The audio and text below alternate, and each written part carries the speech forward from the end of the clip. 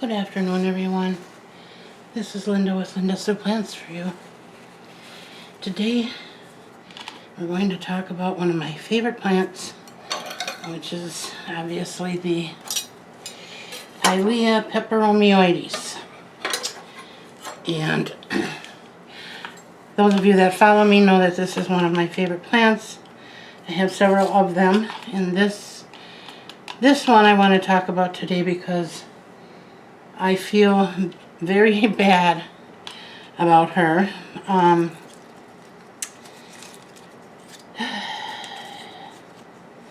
this is her original tag from, I think it was 3 years ago. Oh yeah, it was all of that. Anyway, I got her back when you could not find these readily in the States. And the story that I heard, although since then I've heard that they originated in China, and then a professor or somebody brought them over to a Norwegian land site. I don't know the exact details, and I'm very careful not to. I would love to read you the story off the internet, but that is plagiarism, and I do not want to be caught up in any kind of lawsuit or copyright or infringement issues, so I don't do that for a reason. But my memory, if it serves me correctly, was that the way it actually got to the United States was through a woman, a young woman, a young gal who was traveling abroad, and she saw these, and I believe it was in Norway, but I'm not positive on that. But the important thing is she wasn't allowed to bring it back to the States, and she actually contemplating trying to get it through in her suitcase. But at the last minute she decided no, it wasn't worth taking the chance. So she did go about the proper way of getting a plant here to the U.S. And when she realized how beautiful they were and how different they were from our normal plant species that we're used to having here, she decided she was going to propagate it. And she got such good feedback from her friends and relatives that her and her husband decided to build a greenhouse and propagate these. But she didn't want anybody else to have such a problem getting them. So her very selfless act was she had these boxes manufactured, these little flat boxes, and in those boxes there was one side had a pilea in it, the other side had a spare pot, and she called it the friendship plant. I believe that's how it got its name.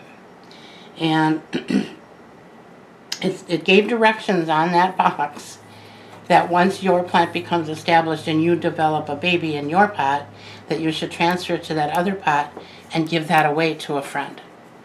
And that story really touched my heart. I thought that was just a very, I don't know, heartwarming story, if you will.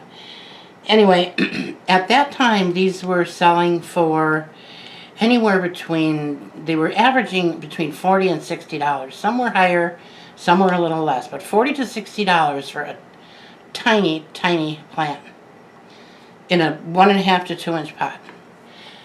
Which, no matter how much I fell in love with the plant, I couldn't do it. I couldn't spend that kind of money on that size of a plant, especially not knowing how to take care of it or if I was going to be able to give it the right,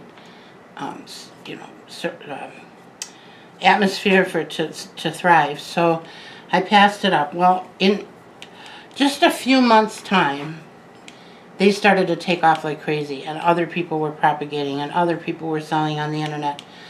And I saw one of her boxes at Stein's Garden Center that we have here in Wisconsin. I don't think those are nationwide, but I know we've got quite a few of them in Wisconsin. And Stein's Garden Center and Gifts is what it used to be called. Now it's called Stein's Garden and Home, and I'm not sure if you can order online through them or not, but I walked in the door. I went there for something else, and it was right in front of the front door, and I walked over by it, and it had a very healthy good sized plant in that little pot, and it was $14.99, and I believe it was marked down to $12.99. Well, needless to say, I grabbed it, I snatched it up, I put it in my cart, and I was grinning from ear to ear. My husband had no clue what I was so happy about, and even when I showed it to him, he looked very puzzled. Well, then on the way home, I explained him the story, and he said, oh, now I know why you were so excited. So that's how I ended up with my first plant. She wasn't doing well the first, I don't know, 6-8 months maybe. She didn't grow very big. She was getting a little leggy. I had her on an end table under a lamp, but she just didn't do well. Well, then at some point I decided to put her in my south window, and holy cow, she took off like crazy. She started growing and growing and growing, and that plant is now a couple feet tall. And if I didn't have my downtimes and I was able to give it its, absolute perfect care, I can tell you that plant would probably be about 5 feet tall by now, and probably near as wide.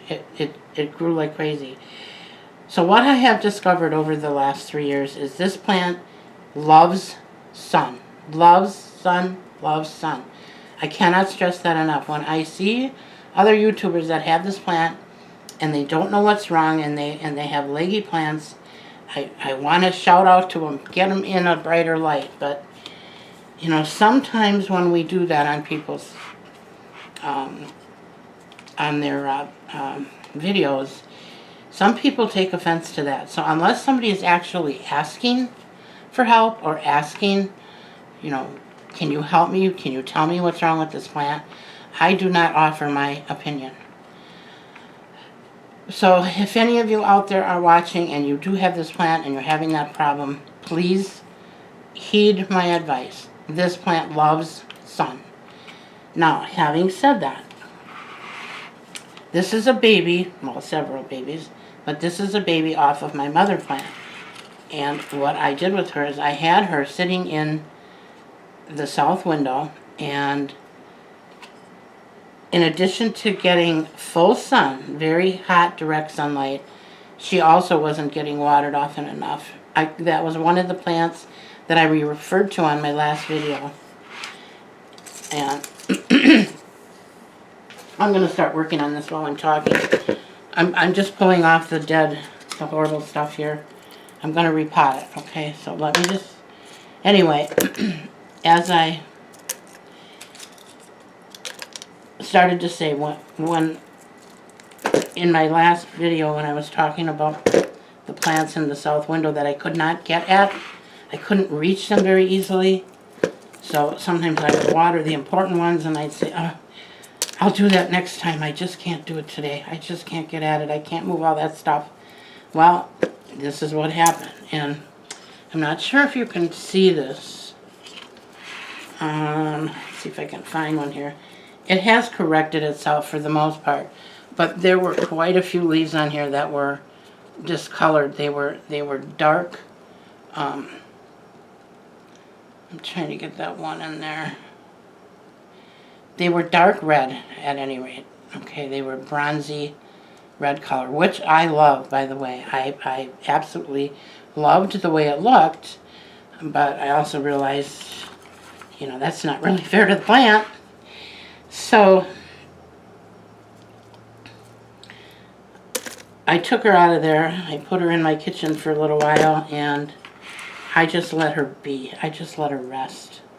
I gave her a little water now and then, but for the most part, I just let her rest. So she is doing okay. She definitely needs to be repotted, which I'm going to do right now.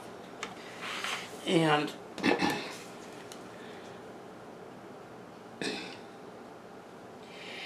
by the way, I want to let you know that we have seen what we believe to be a fungus gnat.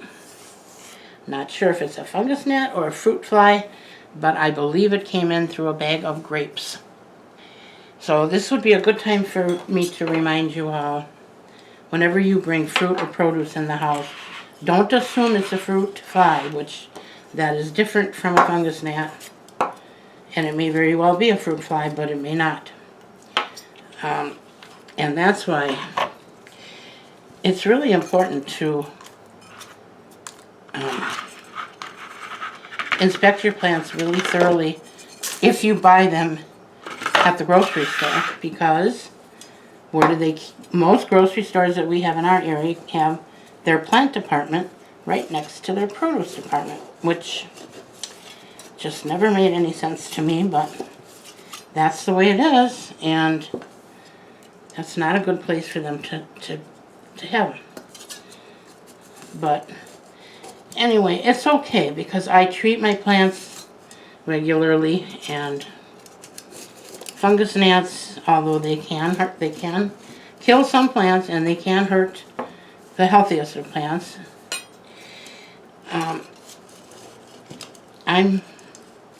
When it comes to pests and insects, I am on top of it.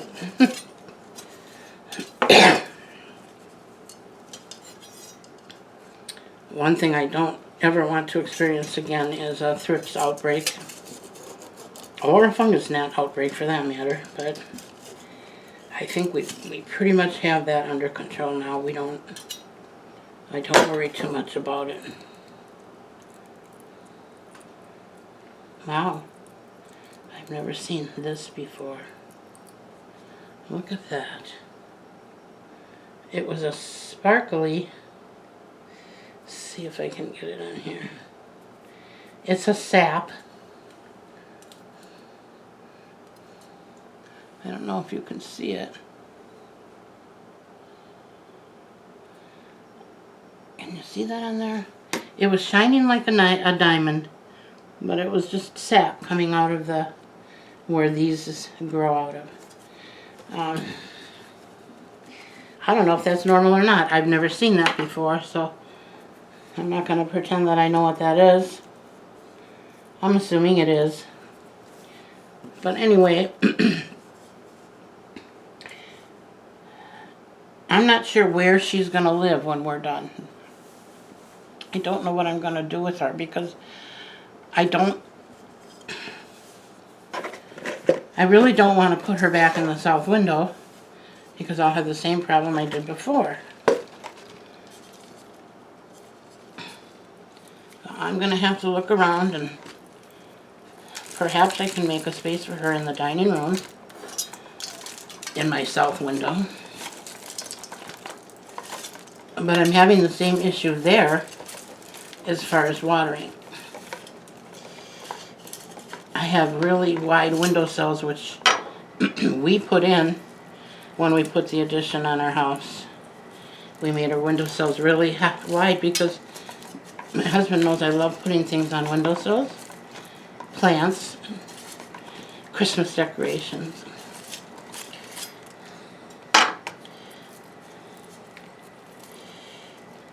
So perhaps I can find a spot for her there. She is really packed in here. And we have to be so careful with these because they tend to grow their babies. I'm going to see if I can show you that quick. Their babies tend to shoot up around the rims. You see that? How it shoots it out and it comes up out of the soil right next to the outside of the pot, or the inside of the pot. So, another thing to be careful for while you're doing is what a lot of people stick their finger in the soil to see if it's dry enough to need watering. That's not a good thing to do with these plants, because if you stick your finger down in there and you hit one of these babies, you're going to probably kill it because they're so delicate when they're babies. And there she comes. All right.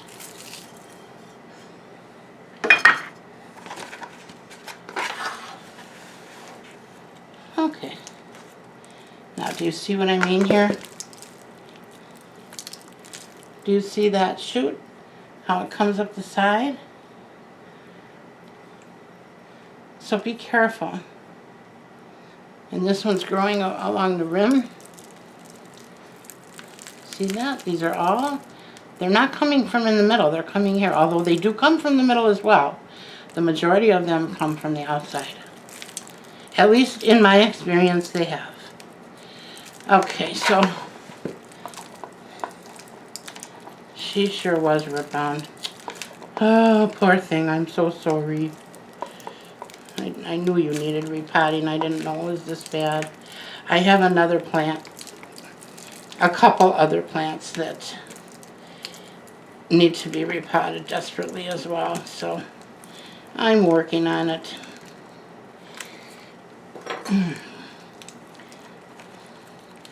Gonna just try and loosen this up a little bit.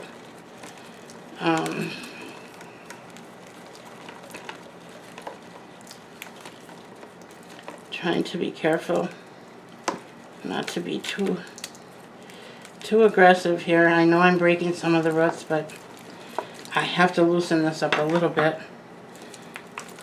There we go.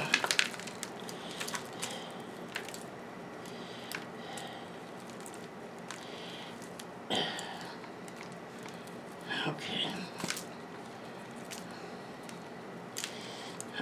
I would love to get it a little more, but I don't want to disrupt her too much. So I think we're going to leave it as is, and we're just going to put her in a bigger pot. Oh, that wasn't good. Now, normally at this point, it would be a great idea to take these babies off and make separate plants for yourself, if that's what you want. I'm not going to do that because I've already given one of these to both my daughter and granddaughter, and I wanted to keep one for myself just in the event that my mother plant should meet her demise. I mean, we just never know, do we? We can have a very healthy looking plant one day, and then in a very short period of time something goes wrong and we lose them. So I want to keep this one just in case. And maybe at some point I will. Maybe the next time she needs repotting, I will take some babies from her. But for today, we're going to leave her intact, and we're just going to put her in a bigger pot. And let's talk about that now.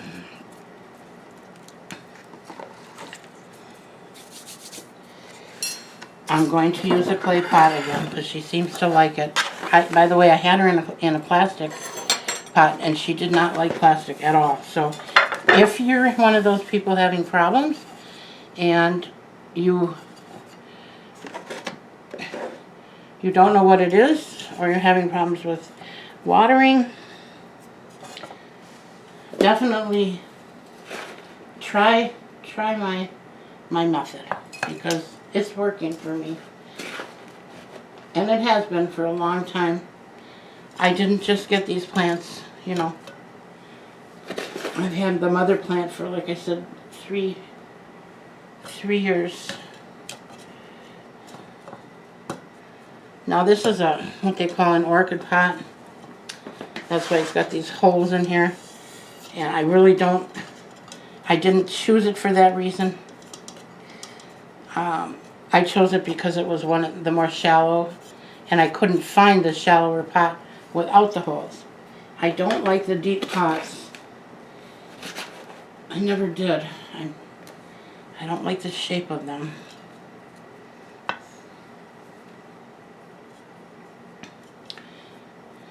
For various reasons, which I won't go into right now. But alright, so let's get her in here. I might have, did I put too much in? Nope, just right. Okay, wonderful. Wonderful, wonderful.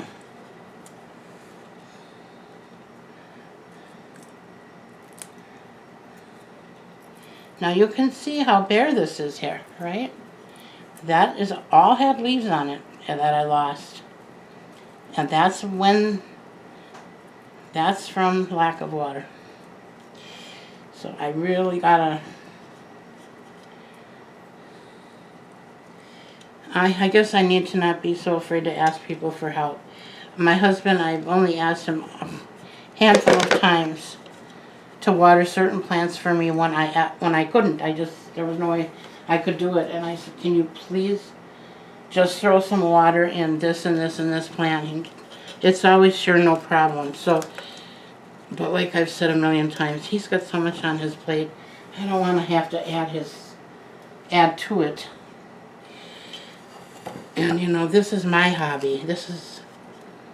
And maybe that's why he doesn't mind helping me, because he knows it's pretty much all I have right now, so.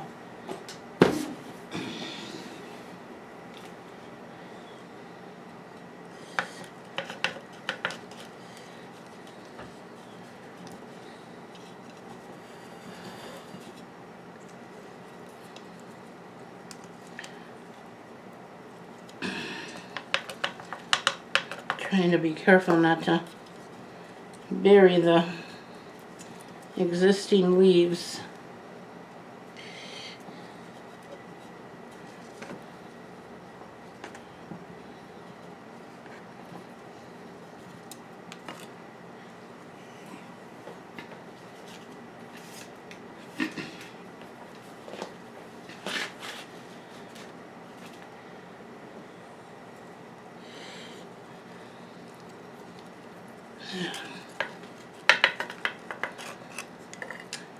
My daughter and granddaughter came over, I don't know, about a week ago, maybe now. Maybe a week and a half. And finally went through, I've been wanting them to come and go through the things that I have in the room, in my craft room, and in the closet there, because a lot of that is stuff from when they were younger, or when the first grandchild was younger. My first grandchild is now 26 years old, and obviously she doesn't play with toys anymore, but she's got a 4-year-old. Well, he just turned 5, my little grandson, great-grandson, and she's having another one. She's got another one on the way now.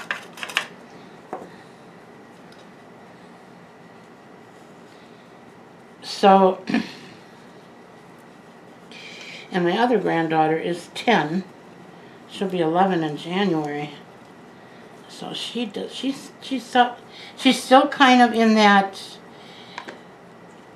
I don't play with dolls, but don't tell anybody and don't throw them away yet stage. And I was trying to think back the other day how old I was, and I was about 12.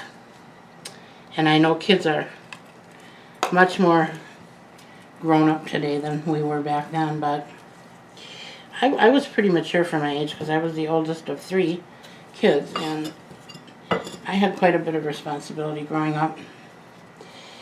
But I still, when I was 12, every once in a while, I'd get a yearning to go play with my dolls, and I didn't want any of my friends to know, obviously, but nevertheless, that's where we were at. So anyway, we did get the whole closet cleaned out, which was a huge, huge job. And there were a lot of other things in there. They weren't just my granddaughters. I had, I don't know, probably 150 albums and tons of albums. And as much as I love music, I don't listen to it anymore. I don't have my last stereo. It broke and I never replaced it. And I did have my dad's when he passed away. I had one of his, but you know what? It takes up a lot of room. And there isn't anything that I had in that closet that I can't pull up on the internet, on YouTube, if I want to listen to it. And I don't have to listen to the whole album. If I just want to hear one song, I punch it in and away I go. And I haven't done that in a long time, but every once in a while I get an urge to just sit and put my headphones on and listen to music.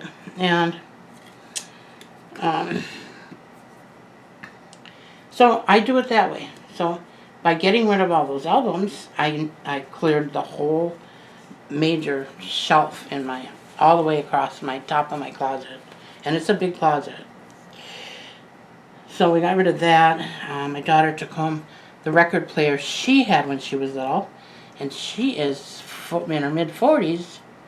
She was born in 76, so she's 45, 46 years old, something. I can't remember now. I think she's 45, I think.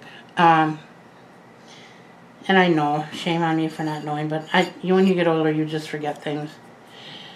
But at any rate, she's in her mid-40s. She doesn't need a little tiny kid's record player, but she wanted to keep that, and I don't blame her. And I'm glad she did. It made me feel good that she wanted it.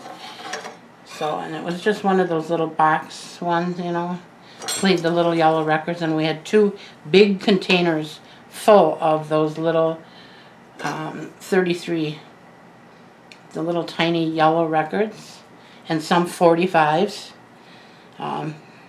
For you young people who are listening to this, you call it vinyl now, so that's what I'm talking about, vinyl records. So she took all those records home and the record player, so that's out of there. And then we condensed some things, and we gave some things to the Goodwill. And we saved just enough for the little ones so they'd have something to play with when they come by Yaya's house. But, you know, they're not here that often and for that long, so we don't have to have a full playroom for them anymore. And, you know, most of my life I did. I lived my life around my children, and it's just gotten to the point now where I'm at a point in my life where I need to do something for me, and that's what I'm doing. I'm taking my craft room, taking control of my craft room back, and I'm going to use that for doing crafting and quilting and sewing and making greeting cards and what have you. So that's my plan, and I'm getting there.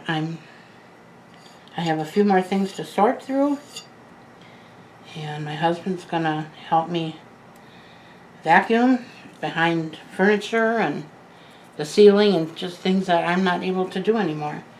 So he said he would help me with that tomorrow, and providing that I'm well enough to even do it, because I don't expect him to go in and do it all on his own. I just need his help.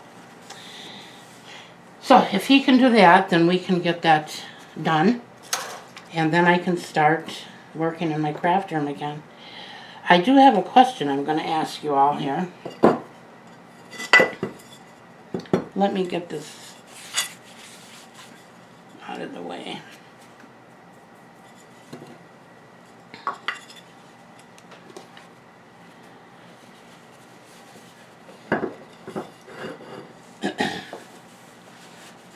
I have been working on handmade greeting cards for a while, and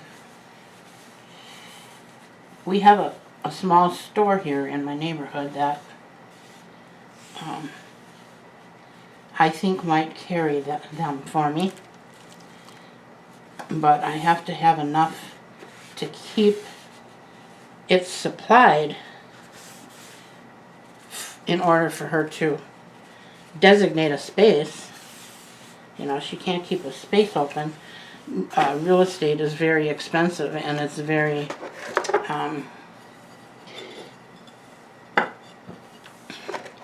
if I'm going to expect her to do that, then I have to keep her well supplied while she's got that space designated for me.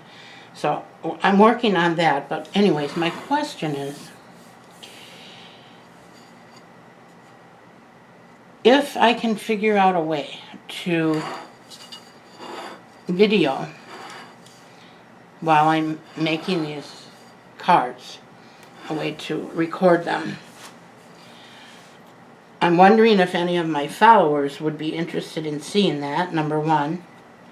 And if so, I'm trying to decide whether I should just let you know that it's there on my plant videos, or incorporate it into my plant videos, or do a whole separate channel And right now I am leaning toward a whole separate channel. Only because there's a lot of people who love plants that could care less about greeting cards, whether they're homemade or not. And I really don't want to clutter up my channel. So let me know what you think of that. And if you have any input, please feel free to let me know that as well. And I think that's all I wanted to know. But I really want to share that with my viewers and see what their opinion is. One of the types of cards I'm going to be making will have dried flowers and dried plants on it, which is why I think it would go okay with my plant channel, but I'm not sure about that, so let me know. And at some point I will be offering them for sale, and maybe we'll have some giveaways. That's something that I think it's easy for me to pack. I don't have to ask somebody to go and get me, boxes and wrapping paper and bubble wrap and all of that. I can just order a box of padded envelopes and send them out, and I can have that go out with my monthly mail. So maybe mailing them, having one day a month be the day that they're mailed out. I'm not sure yet. I'm still playing around with all this in my head and trying to figure out what the best way is to make this work. So if you have any ideas or any comments, please feel free to share them here. And in the meantime, I hope you all learned something from me on the Pilea. Like I said, the main thing that I see with her is very, very bright light. I've heard people say don't put her in direct sun. I have mine in direct sun, and as long as she's getting watered regularly, she doesn't mind it. Like I said, this bronzy that I got here, that was from neglect. It was from not getting enough water in addition to the direct sunlight on her leaves every day, all afternoon. So she weathered pretty good, I think, considering. And fertilize like you do any other plant. I tend to fertilize almost every time I water. Once in a great while, if I'm in a big hurry, I miss out. But for the most part, fertilizer. I use synthetic. I use Jack's 20-20-20, and I use it quarter strength. I put a quarter teaspoon in a gallon of water, shake it up, and I use that pretty much every time I water. I also use a moisture meter on this plant on my bigger pot because I can't get my finger down all the way down to see if it needs water. And since I've been using that moisture meter, I am getting her watered when she needs it, not when I think she needs it. It's a very tricky plant as far as watering. She doesn't like to dry out completely, but she could be overwatered very easily because she's a semi-succulent. So a moisture meter for this plant would be well worth it for you. And I know you can pick them up from anywhere from $4 to $12, depending on how elaborate. They have them with a pH measuring thing and a light measurer, but you don't need all that. All you need is a moisture meter that measures the moisture in the soil. And when it hits the top of the dry, she definitely needs water. I try not to let her even get to that point. So, and then don't worry about these. If you do, she recovers quickly. And, this will all be covered up with these babies. And I should mention, too, some of the leaf drop on the lower leaves is normal for these plants. I did a lot of research on this last winter when I was getting a lot of leaf drop. Some of that is normal. So if you are losing lower leaves, if they're kind of turning a little yellow and they're dropping off, that could just be a normal part of the process. But yes, definitely be careful when you're watering or not watering enough, or not enough light. She needs a lot of light. And I think that's it. Humidity, I don't worry about that. My house is usually around, at this time of year, it's between It's usually between 55 and 58, somewhere in there. And that's even with the air conditioning on right now. So if you have your humidity at that level, you're probably going to be fine. Otherwise, I would say to stick her in with other plants, so that helps, you know, create humidity. They create humidity for each other. Other than that, I can't think of anything else. Propagating. Oh, if you do propagate these, you just want to make sure that you get part of the roots. And I can't show you that on here without dismantling the root system. So next time I decide to do a propagation off of this or my mother plant, I'll show you that. But just real quickly here, the main thing is you go into take the soil off the bottom and look at the root ball, and you can even use the scissors and try to cut the roots between the mother plant and the baby. There'll be a long set of roots, and you want to get a little of both because you don't want to cut all of her roots off, but you need to have roots on her for her to make it.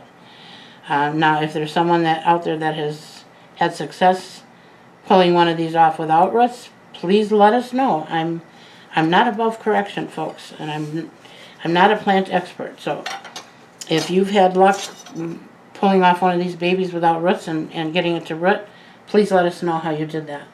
But the only luck I've had is it has to have roots on it in order for it to survive.